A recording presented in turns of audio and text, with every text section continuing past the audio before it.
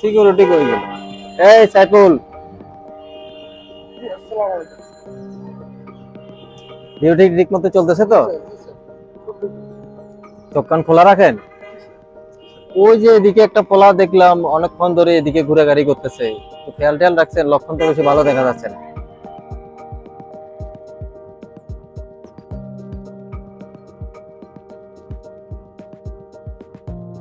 পোলাটার প্রতি একটু খেয়াল রাখবেন, কিছু চুরি টুরি করে নিয়ে যাবো।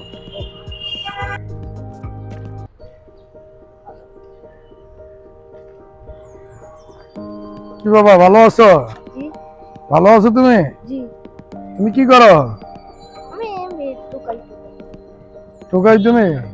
তুমি ঘোরা টুরা করো, হ্যাঁ? এদিকে একটু কম আইসো, হ্যাঁ? ঠিক আছে নি, যে যাও গা।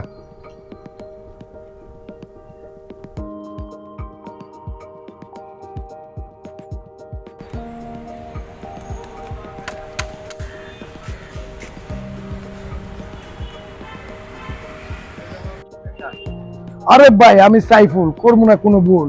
এই বাউন্ডারির মধ্যে একটা মশা মাছি যেন না ঢুকতে পারে, নাহলে চাকরিও থাকবো না, ঈদ বোনাসও পাবো না। 2 দিন পরে ঈদ। স্যারে আবার অভিযোগ দিছে কি নাকি টোকাই টোকাই এখান থেকে ঘুরে, কাউরে এখানে ঢুকতে দিব না। আজকে এখনো ময়লা লাগিয়ে নাই দিনে ময়লা কখন যে আইবো না আইবো বুঝতেছি না। এই সালমান, শোন শোন শোন, তোর মাল লাগিয়া 2টা রুটি দিয়ে দিছি, নিয়ে যাইস, ঠিক আছে? ও তলে তলে এই অবস্থা, বুঝছি।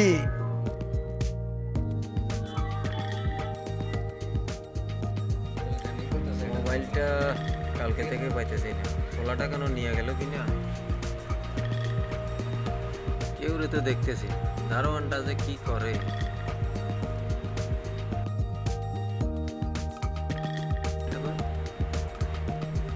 এই করিম, করিম, জি স্যার।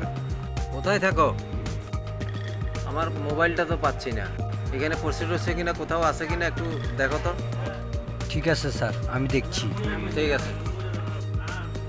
আসসালামু আলাইকুম।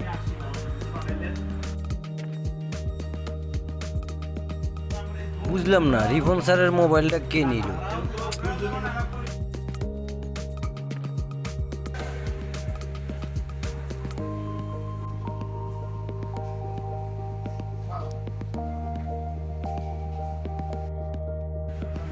আসসালামু আলাইকুম স্যার, আপনার অফিসের দারোয়ান মোবাইলটা দিয়ে গিয়েছে।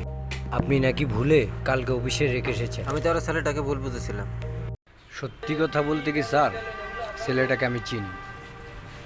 ছোট্টবেলা সেই বাবাকে হারিয়ে মাকে নিয়ে পাশের বস্তিতে থাকে, একদম এতিম, কেউ নেই।